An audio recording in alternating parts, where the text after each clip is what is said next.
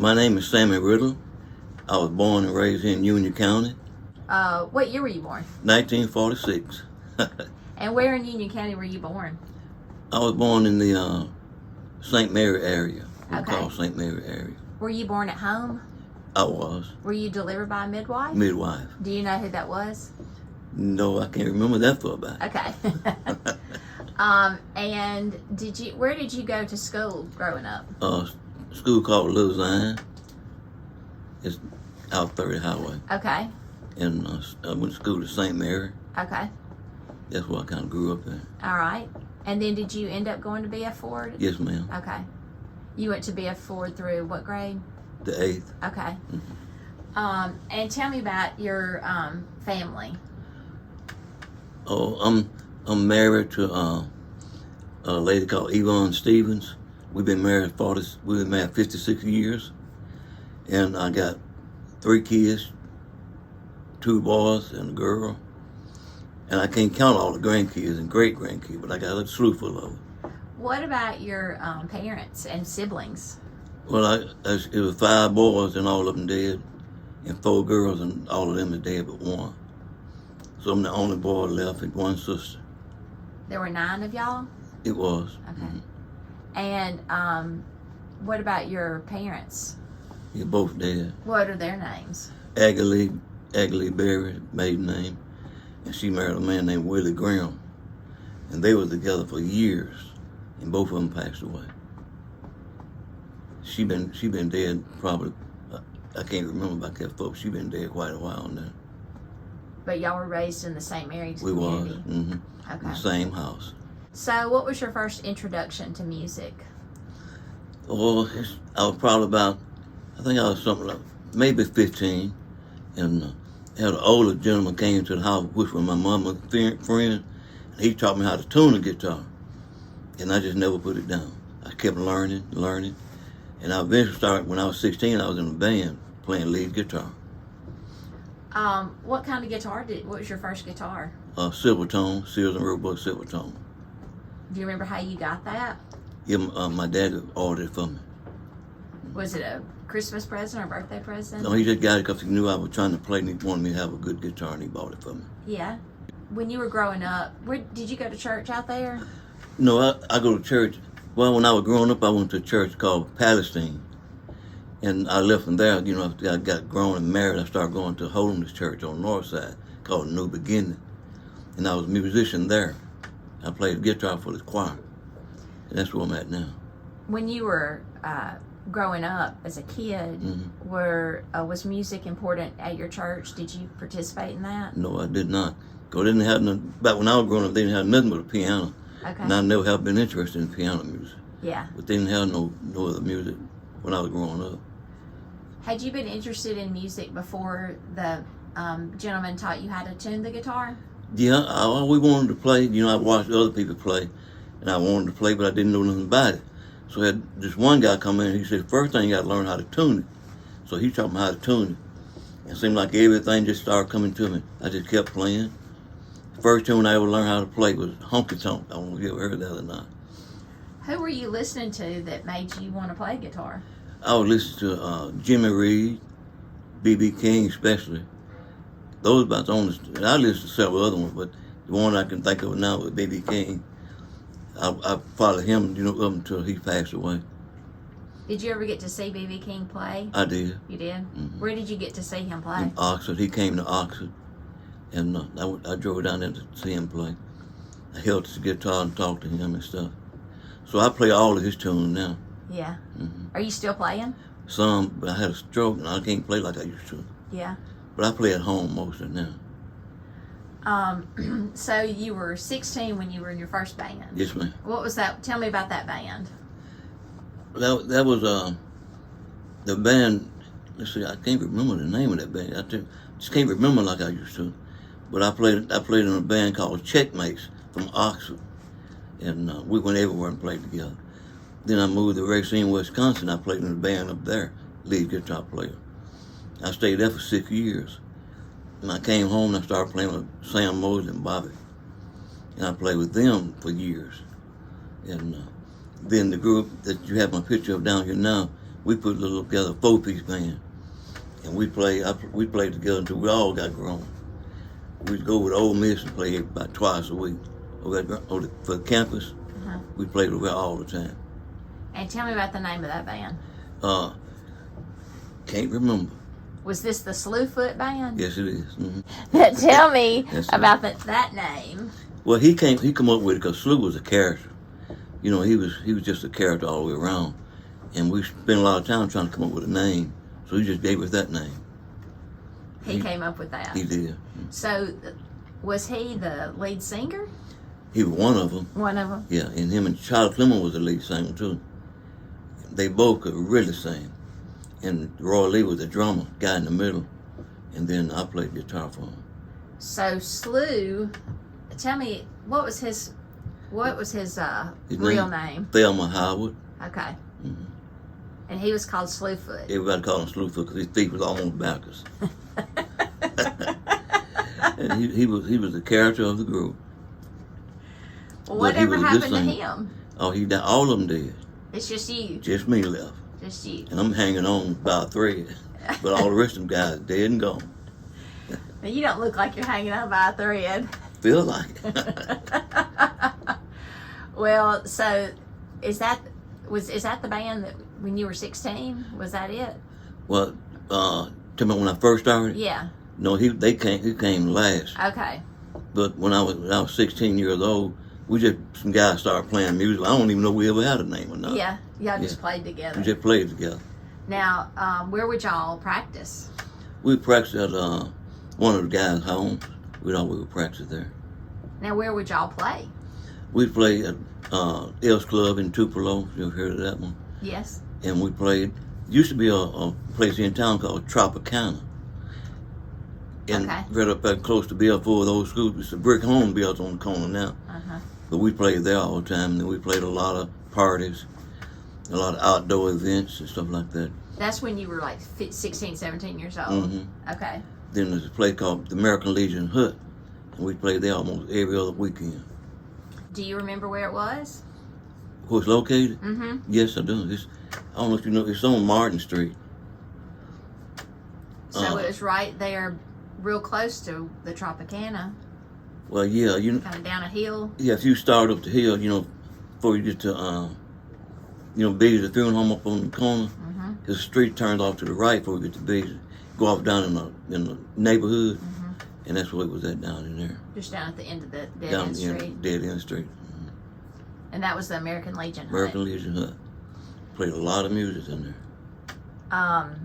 So after that band, you said you moved to Wisconsin, and you were in a band up there. In a band up in Racine, Wisconsin. And then when you came back, is that when the Slewfoot Band kind of? When I stopped back, I started playing with Bob and Sam. Okay. The Slewfoot Band we played before I even left home. I was still a boy. Okay. Playing with them. Okay. Yeah. So that was between the high school kids and before you went to Wisconsin. Before I went to Wisconsin. The Slewfoot. The Slewfoot. Okay. Okay. I wasn't even married then. Okay. Now, in the photo of Slewfoot and the Fabulous Dynamics, y'all are very dressed up. Yes. Is that how y'all would dress to perform? Most depending on what we're playing at. We were playing like an outdoor event. We just wore slacks and t-shirts, something like that. Or we play in the club, we would dress that way. Like in a suit. Yeah, and we played prom. We played a lot of proms. We had to dress up for that. Did you play for any of the B.F. Ford proms? Yeah, we did. Sure and where would that be? Where would those proms be held? Most time it'd be up at the gym. The B.F. Ford old gym would be right there. Okay. We played a lot of proms there. What were some of like your biggest, kind of like the fan favorite songs? Oh, I tell you, that'd be kind of hard. I'm really a blues guitar player myself. I played a lot of blues, but we did a lot of Wilson Pickett tunes, Solomon Burke, done a lot of James Brown tunes, stuff like that. And so Slew you said he was a character. He was, yes. Now, would he cut up and dance and carry on? He tried to, but his feet wouldn't let him. He couldn't dance like James Brown with his feet. He couldn't master that one.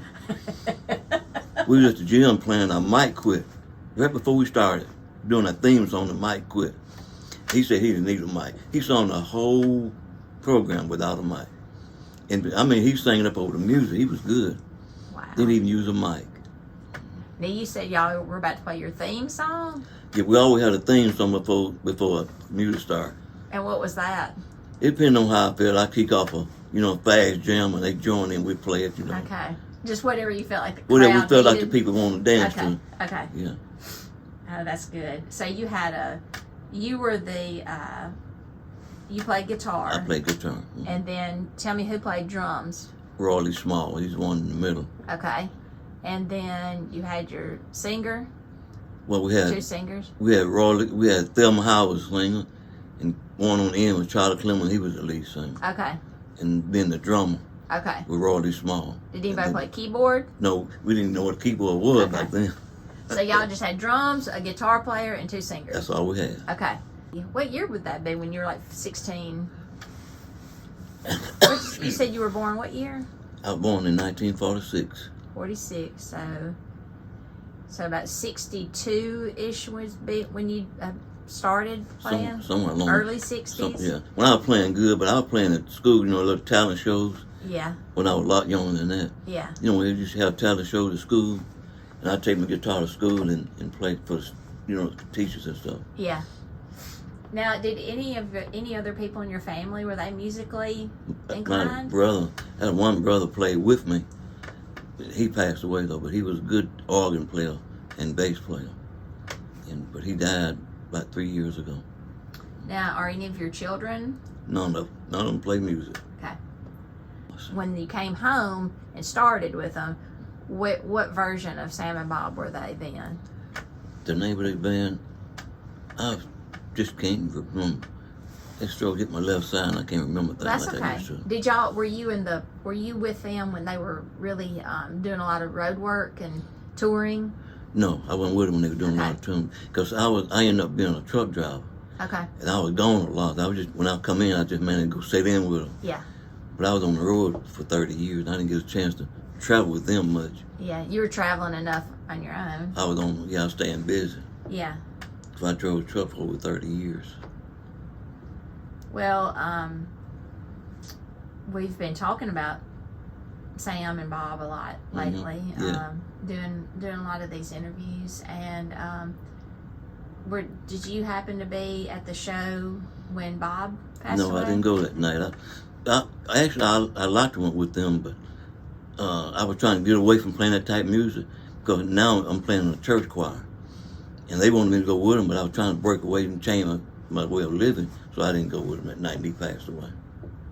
Well, let's talk about that, because that seems to be, for a lot of the musicians your age, your generation, conflict, church versus everything else. Everything else, that's right. And did you have to kind of fight that battle growing up, the church pulling you from, or one pulling against the other? No, not really, because the church I grew up in was Palestine, church up in the country, and all they had then was just a piano. And I didn't come in contact with real music in church until I was probably, when I came back to New Albany, I was well in my marriage then. I was probably 30 years old at that time. And I started going to a holiness church, and the preacher of the church would sing and play guitar. And I said, that's the kind of music I want to play. Well, my music didn't change that much, but my heart changed, because I had to play the same music that I was playing, everywhere else.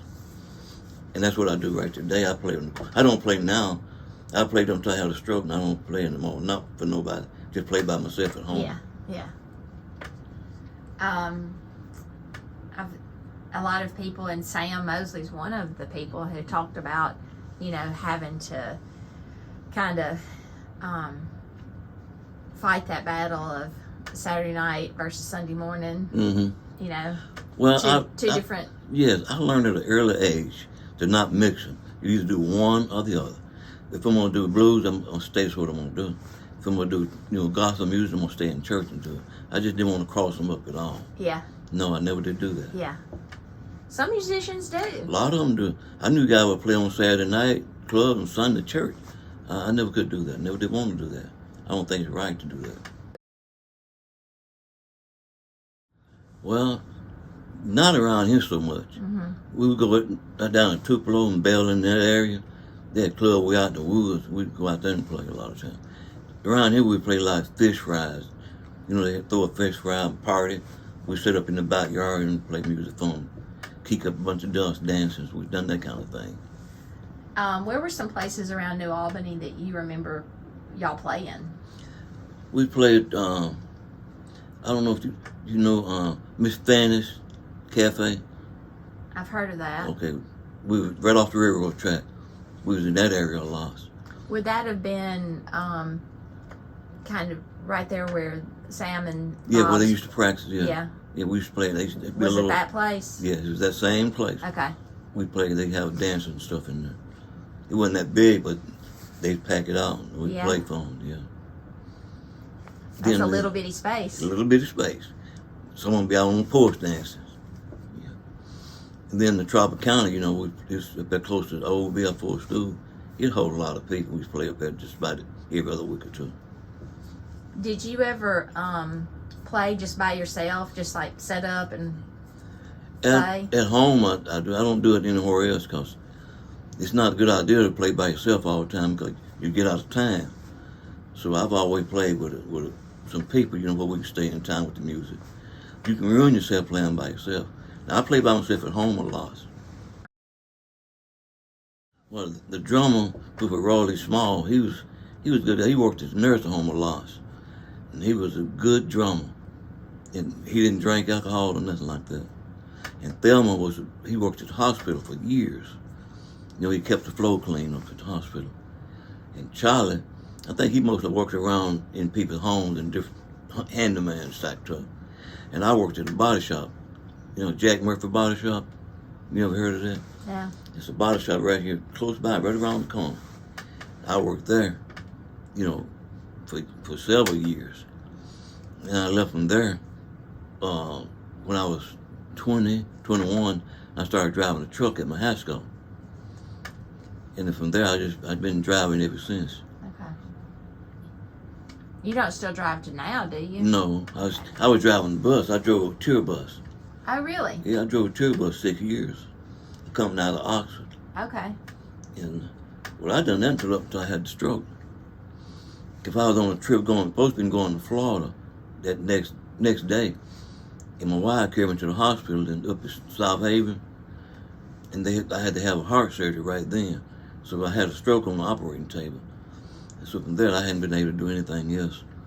I drive my car, but I don't drive no bus or truck or nothing. What kind of tour buses did you drive? Well, it was a big tour bus, sort of like the Greyhound bus. Mm-hmm. It's a very big bus, like 55 passengers. Okay. Mm-hmm. Okay. You would just drive that for a company? For coming out of Oxford. Yeah. I went everywhere, Florida. I was up north with California once. I was just running everywhere with them. Just wherever the people wanted to go. Yeah. In all of your bus driving days, did you ever drive a school bus? Never drove a school bus. I never wanted to drive a school bus. I guess it was a little bit too small for me. I always wanted to drive a big bus. Never drove a school bus. Did you ever remember going to any kind of music stores? Yeah, I used to go to a music store. I believe his name was, we called him Mr. Miller. Had a music store in town. And that's where I would get all my strings and my guitar picks and whatever I needed. Even I bought several new guitars from him. But he was the only one here in town at that time. And do you remember where that store was? Yes, it's right there about, right beside the Bank of New Albany. It was a building on the right side of the bank. And that's where he was at. What about radio stations? What did you listen to? Well, I listened to a radio station out of Houston. Used to come on at 2 o'clock every day. And they play, soul music. And I listen to them every day. But here in New Albany, WNAU, I listen to this sometime. But, they played a lot of country music. I didn't play a lot of country music. How old were you when you met B.B. King? I was in my early 20s. I met him in Oxford. You remember where he was playing? Where he was playing? Mm-hmm. It's a big place. I can't think of the name. Matter of fact, my band played there one time. I can't think of the name of that place to save my life. But he was there. I got to hold his guitar and sit in the dressing room and talk to him. How did you arrange for that to happen? Well, some people there, that kind of knew how to do it. I kept telling them I wanted to meet BB, so they came in backstage, and he come in, and I told him how I've been following his music. He raised me his guitar, and that thrilled me. He raised me his guitar, and I played a tune on the guitar. Wow. Yes, he seemed like he got a kick out of it. So after that, I just never just stopped playing his tunes. Well, I become friends with James Brown, and we met on the road. His bus. He was on his bus, and I was on the road. And we met up together, and we become friends for 2 or 3 years.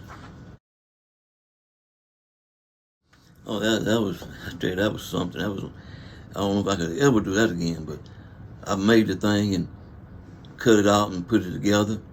And I had another man help me put the very first in. He put in the neck, put that in, and I drilled holes in my wood for my keys and put the strings on it. And that's in that picture right there. That's what I played for years. Where is that guitar now? I wish I knew. I do. What made you want to make your own guitar? Couldn't afford to buy one. And I worked for Jack Murphy Body Shop at that time. And I had access to a lot of tools. Uh-huh. In my spare time, I stayed in the shop and worked on my guitar, How long did it take you to make that? Oh, it took a while. It did. It took a while. How did it sound? It sounded great if I played it to a good amplifier. Really? Yeah. So it was an electric guitar. Electric guitar, yeah. It sounded real good too. I played it for years. That's it on that picture in there. Did you name it like B.B. King? No, I never did name it. He got his guitar named Lucille. Yeah. Yeah. I wish you had that guitar. Oh, I do too, because it'd be something if I still had it, but it's been so many years ago. Yeah. I'm lucky to be him myself. Back then, I was young, but I had a lot of talent. Little Milton. I played with him. Tell me about that. Yeah. Well, I hadn't been in Tupelo one day, and I seen his bus come through, and they stopped at a restaurant. So I went in and taking a chance on meeting him, and I met him. He was in there, and we all got talking about music. And he was telling me his guitar player had got sick. After he found out, he asked me, "Do you know any of my tunes?" I said, "Yeah, I know all the good tunes." He wanted to know if I played for him that night. So I did, went to El's Club, and I played for him that night. And we got through playing, he tried to get me to go on the road with him. But I was young married, so I didn't want to take no chance on getting wild, so I turned that down. Plus I wanted to leave my wife and kids. Not for Little Milton. No, not for Little Milton, I wouldn't, no. Yeah, how did you know that was his bus? It was his name? His name on it, yeah. Well, when he come in, I went in if I wanted to see him. Did you get to go on his bus, or you just went into the restaurant? Just went into the restaurant.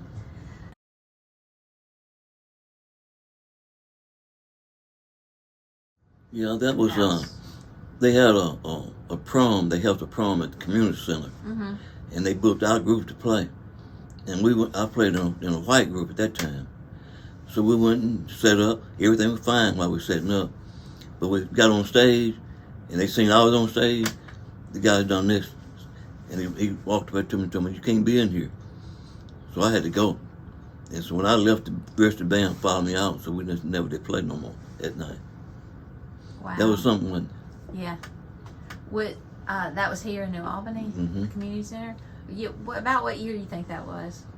Oh, it had to be from act that way. It had to be a long time ago. It had to be. I don't know.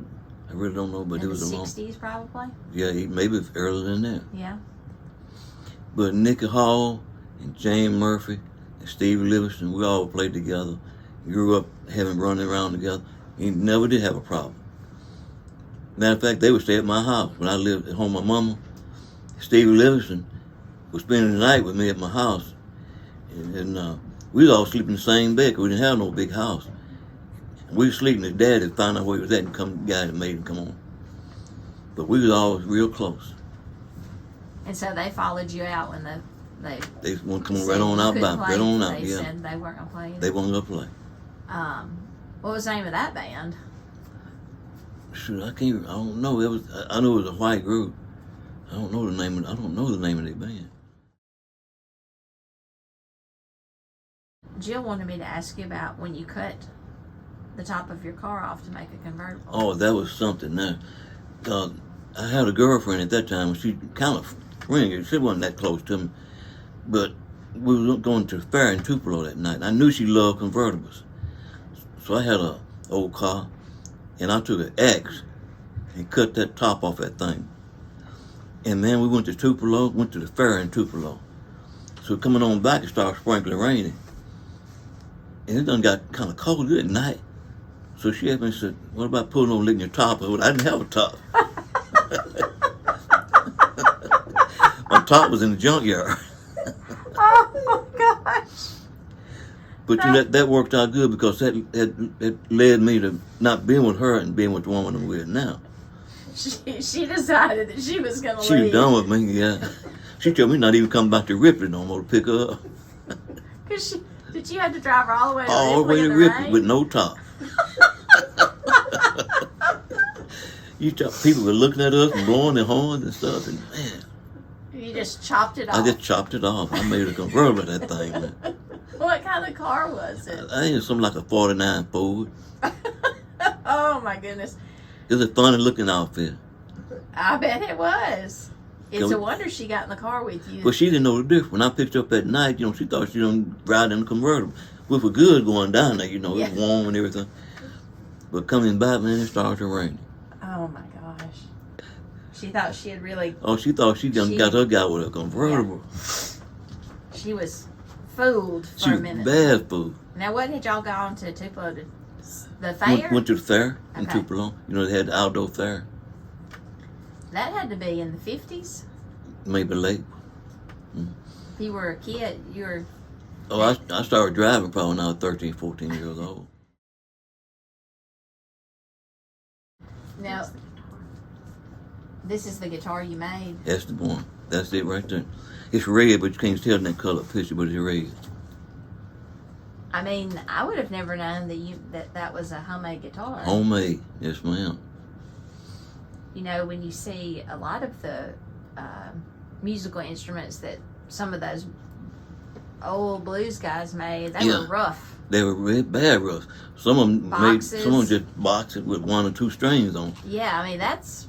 But I had all 6 of them. That was electric. Electric guitar. So how old do you think y'all were in this?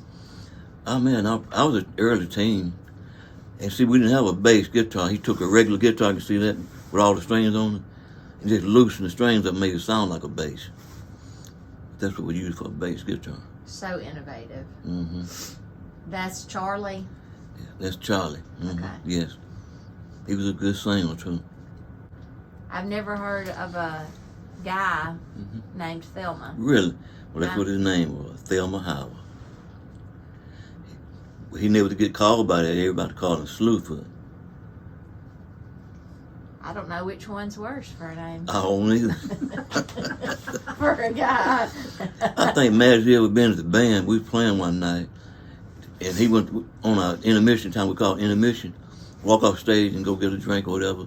He got tangled up in the cars, all them cars and stuff, with his feet turned the wrong way. And we laughed so hard he wanted to fight all of us. And he was the biggest one of them. We had to quit laughing at him. Yeah, because he would get you. Mm-hmm. Unless you could outrun him. That's right. And that would be easy with his feet were. Oh my goodness. We went we were trying to buy a uniform to play in. We went to a store called Sokas. I don't know if you heard of Sokas clothing store. And we walked in there to buy our shoes to go with our suits. And they took one look at him. They said, he's not going to try on those shoes. You try them on, you're going to keep them. That's what the man told him. He tried them shoes on. They were too small, but the man made him keep them. Sure did. After he put them feet in them shoes, he didn't want them no more. His feet were bad. Did you ever play in a band where you wore matching Oh, yeah. suits? Yeah, we've done a lot of that. 'Cause when we go to play for prom, we all had nice suits on. We play for prom. But clubs, and so we bought stuff called a dashiki. You know what that is. We had different color dashiki, and we wore them, you know. Sometimes we wore even down Stars blue jeans. Playing them nightclub, we didn't have to dress up too much. Did you ever have anything like real flashy, like real colorful satin suits or anything like that? No, I never have been into that because we make fun of guys with suits like that, don't we? Call them, you know, the wrong thing. So I just never did wear them fancy like that. I was most into black suits or brown suits or something like that. A gray suit. I got a gray suit now. But I never did get into that flashy stuff. What about shoes? Do you ever have any flashy colored shoes? It's right here what I wear all the time. Well, that's kind of flashy. Yes, well, I guess so. That's all I wear.